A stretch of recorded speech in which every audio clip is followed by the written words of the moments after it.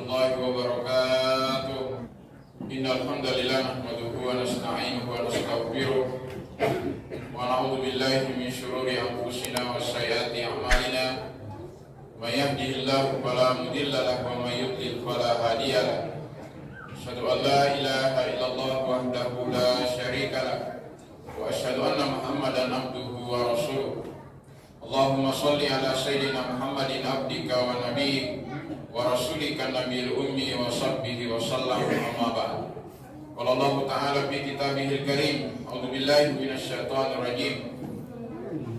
Syahrul Ramadan alladzi unzila fihi al-Qur'an hudan lin-nasi wa bayyinatin minal huda wal furqan ila akhiril ayat. Summa qala Rasulullah sallallahu alaihi wasallam, ragima anfu rajulin dakhala alaihi Ramadan summan sholaha qabla ayyubarra. Ittaqullaha haqqa tuqatih wa la tamutunna illa wa antum muslimun. Hadirin kaum muslimin jamaah Jumat yang insyaallah dirahmati Allah Subhanahu wa taala. Kembali kita memuji Allah Subhanahu wa taala telah menghadirkan kita di Jumat yang ketiga di bulan Ramadan 1444 Hijriah. Mudah-mudahan amalan kita di hari Jumat yang mulia ini adalah merupakan amalan terbaik dari sekian Jumat yang pernah dihadirkan Allah dalam kehidupan kita. Salam salawat kepada Nabiullah Muhammad sallallahu alaihi wasallam. Mudah-mudahan istiqomahnya kita bersalawat adalah salah satu bukti kecintaan kita kepada beliau, hingga seluruh amalan-amalan yang kita lakukan adalah amalan-amalan terbaik yang pernah dicontohkan oleh Rasul Muhammad sallallahu alaihi wasallam. Hadirin jamaah yang dirahmati Allah Subhanahu wa taala, setiap kebaikan yang kita lakukan pasti ada target atau tujuan yang ingin dicapai. Termasuk ibadah atau amalia Ramadan yang Allah anugerahkan kepada kita orang-orang beriman. Ternyata target atau tujuan itu jamaah yang dirahmati Allah, tak usah kita mengarang, karena sudah disebutkan oleh Allah Subhanahu wa taala. Bisa kita tadabburi jamaah sekalian, surat Al-Baqarah ayat 183 sampai 187. Ada 5 ayat yang secara berentetan menjelaskan tentang amaliyah atau ibadah Ramadan ini. Nah, hadirin jamaah yang dirahmati Allah, di setiap ayatnya kata ulama itu dikunci oleh Allah Subhanahu wa taala. Dan kata kunci itulah yang merupakan target atau tujuan yang diinginkan oleh Allah bagi kita orang-orang beriman ketika melaksanakan berbagai rangkaian ibadah di bulan Ramadan. Dan inilah hadirin jamaah sekalian yang menjadi barometer untuk mengevaluasi, menghisap diri kita setelah kita melakukan namanya ibadah siang di siang hari bulan Ramadan ataupun ibadah qiyam di malam hari bulan Ramadan. Yang pertama jamaah sekalian, di ayat 183 itu ditutup atau dikunci oleh Allah dengan kalimat la'allakum tattaqun. Para mufassirin menjelaskan bahwa ketakwaan yang dimaksud di ayat ini adalah ketakwaan yang sifatnya personal, atau bahasa lainnya disebut dengan kesalehan ritual. Jadi ketika kita berpuasa jamaah sekalian, maka mustahil itu akan dirasakan oleh orang-orang lain selain kita. Sama ketika kita bertadarus, sama ketika kita melaksanakan sholat tarawih. Jadi dia ketakwaan personal, kesalehan ritual. Siapa yang melakukan ibadah di bulan Ramadan, berarti dia sendiri yang akan merasakan nikmat ibadah-ibadah yang dia lakukan. Hadirin jamaah yang dirahmati Allah, di bulan Ramadan ini as-syaitan ini dibelenggu oleh Allah sebagai rahmat, hadiah, kasih sayangnya Allah Subhanahu wa taala dengan hadirnya kita di bulan Ramadan. Maka laksana orang yang berlomba jamaah sekalian, syaitan ini berada di samping kiri kanan kita, tapi dia diikat seluruhnya, dari atas kepalanya sampai kakinya diikat. Kemudian kita disuruh berlomba lari. Maka menurut logika pasti kitalah orang-orang beriman ini yang akan memenangkan perlombaan itu. Tapi di sisi lain jamaah sekalian, masih kita menyaksikan betapa banyak orang-orang yang tidak memaksimalkan kehadiran bulan Ramadan. Ternyata apa jamaah sekalian?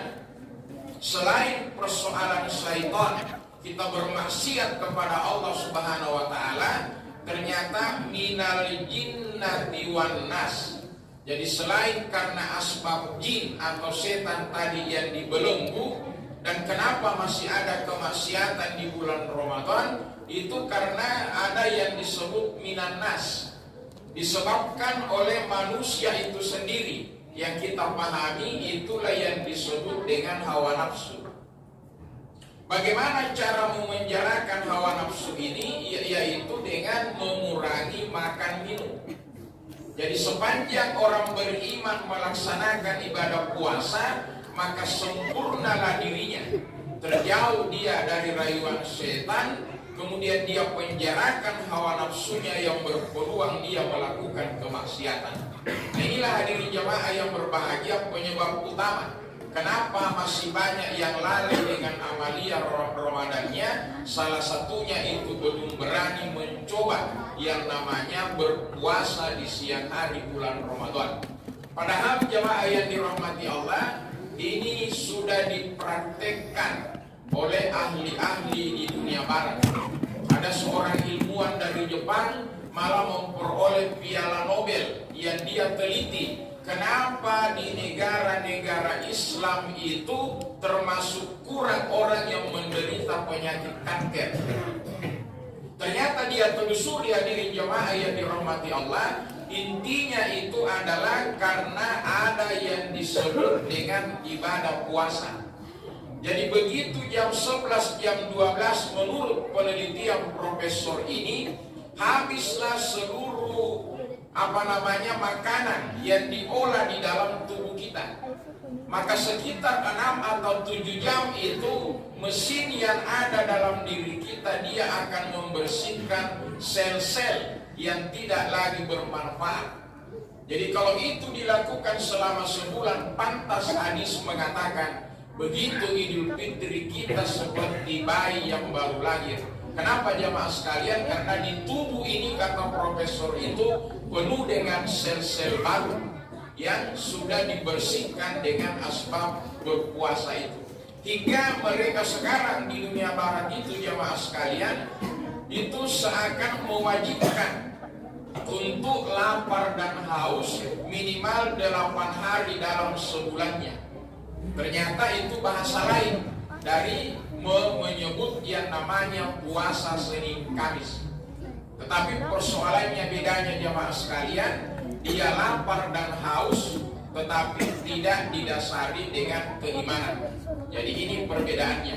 Hadirin jamaah yang dirahmati Allah, demikian. Mari kita hisab diri kita, bagaimana capaian la'allakum tattaqun selama 15-16 hari Ramadan ini. Apakah semakin meningkat bacaan Al-Quran kita, sholat sunnah kita, kemudian infak, sedekah dan zakat kita. Yang kedua jamaah sekalian adalah in kuntum ta'lamun. Jadi target yang kedua kata Allah Subhanahu wa taala, dengan asbab amalia Ramadan ini kita bisa menambah pengetahuan agama kita. Mayuridillahu bihi khaira yufaqihu fiddin. Jadi kalau Allah ingin mendatangkan kebaikan di kompleks ini, maka akan nampak semangat baik orang per orang maupun komunitas untuk mempelajari yang namanya ilmu agamanya Allah Subhanahu wa taala. Ya, terkhusus kalau bulan Ramadan ini berarti ilmu yang berhubungan dengan hukum-hukum berpuasa dan seterusnya. Yang ketiga hadirin jamaah yang dirahmati Allah adalah la'allakum tashkurun. Jadi target yang ketiga akan muncul orang-orang beriman yang pintar mensyukuri nikmatnya Allah Subhanahu wa Ta'ala. Itu mungkin kalau bahasa manusia begini jamaah sekalian. Allah menunggu kita 11 bulan untuk sholat, tapi kita tidak pernah sujud dan ruku. Allah menunggu kita 11 bulan puasa Senin Kamis, tapi kita tidak pernah mencobanya. Allah menunggu kita mengaji sholat tahajud selama 11 bulan, tapi itu tidak berani kita mulai. Maka Allah mengatakan panjangkan umurnya dan hadirkan dia di bulan Ramadan. Mudah-mudahan dia sudah sholat, dia sudah puasa, dia sudah tadarrus, dia sudah berinfak, bersedekah dan seterusnya. Jadi inilah yang disebut ragima anfu rajulin dakhala alaihi Ramadan summan sholaha qabla ayyufarulah. Merugi kata Rasul orang-orang yang hadir di dalam bulan Ramadan, bahkan dia selesaikan Ramadan tapi dia belum diampuni dosanya oleh Allah Subhanahu wa Ta'ala. Apa penyebabnya hadirin jemaah yang dirahmati Allah? Kurang mensyukuri kehadiran bulan Ramadan. Satu kali kita mengucapkan Allahumma innaka afuwun tuhibbul afwa fa'fu anna. Kita sesali dosa yang 11 bulan, kita teteskan air mata penyesalan, maka tidak ada susahnya bagi Allah mengampuni dosa yang 11 bulan itu. Tapi pertanyaannya, adakah kita manfaatkan momen-momen luar biasa ini di siang hari dan di malam hari bulan Ramadan yang penuh dengan pengampunannya Allah Subhanahu wa Ta'ala? Yang keempat, la'allahum yarsudun. Bahwasanya orang-orang beriman dengan asbab amalia Ramadan, dia bisa menemukan titik kebenaran hidup yang sebenarnya. Jadi sering dikatakan model kehidupan bulan Ramadan sesungguhnya itulah model kehidupan dunia yang diinginkan oleh ajaran agama kita. Ada 4 jamaah sekalian minimal rangkumannya. Yang pertama, semua kita memiliki kesibukan. Pilihannya sederhana, maukah kita sibuk di jalan agamanya Allah? Kalau kita tidak mau, berarti kita mau sibuk di luar agamanya Allah Subhanahu wa Ta'ala. Yang kedua, kita semua punya waktu.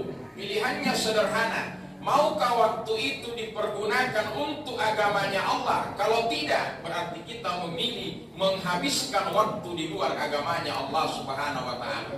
Yang ketiga, kita semua punya harta. Maukah harta itu kita pergunakan di jalan agamanya Allah? Kalau tidak, berarti kita memilih habis harta kita di luar agamanya Allah.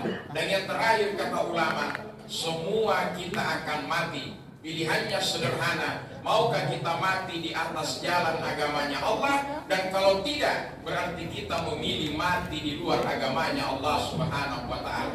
Ramadan mendidik itu semua jamaah sekalian, membenahi ruhani, membenahi kalbu hati kita yang akan dipakai menghadap kepada Allah Subhanahu wa Ta'ala. Dan terakhir jamaah sekalian adalah la'allahum yattaqun. Ini disebut dengan ketakwaan sosial atau kesolehan sosial. Jadi Ramadan ini tidak hanya memperbaiki hubungan kita dengan Allah, hablum minallah, tetapi Ramadan ini juga mengharmoniskan hubungan kita dengan sesama makhluknya Allah Subhanahu wa Ta'ala. Kalau di ayat 187 dimulai dengan hubungan suami istri sampai kita melakukan iktikaf di akhir-akhir bulan Ramadan, termasuk mempengaruhi keluarga istri anak-anak kita menyiapkan buka puasa, terbiasa berinfak bersedekah, menyantuni fakir miskin, menunaikan zakat mal, zakat fitrah. Ini semua hadirin jamaah yang dirahmati Allah, masuk indikator orang-orang yang insya Allah akan harmonis hubungannya dengan sesama makhluknya Allah Subhanahu wa Ta'ala. Hadirin jamaah yang berbahagia, inilah 5 barometer keberhasilan yang diinginkan oleh Allah Subhanahu wa Ta'ala dengan asbab hadirnya orang beriman di bulan Ramadan. Mudah-mudahan kita senantiasa diberikan keistiqomahan dan insya Allah kelima target ini bisa kita capai dengan pertolongan Allah Subhanahu wa taala. Barakallahu li wa lakum fil Qur'anil Karim wa nafa'ni wa iyyakum bima fihi minal ayati wa dzikril hakim. Aqulu qawli hadza wa astaghfirullahal azim.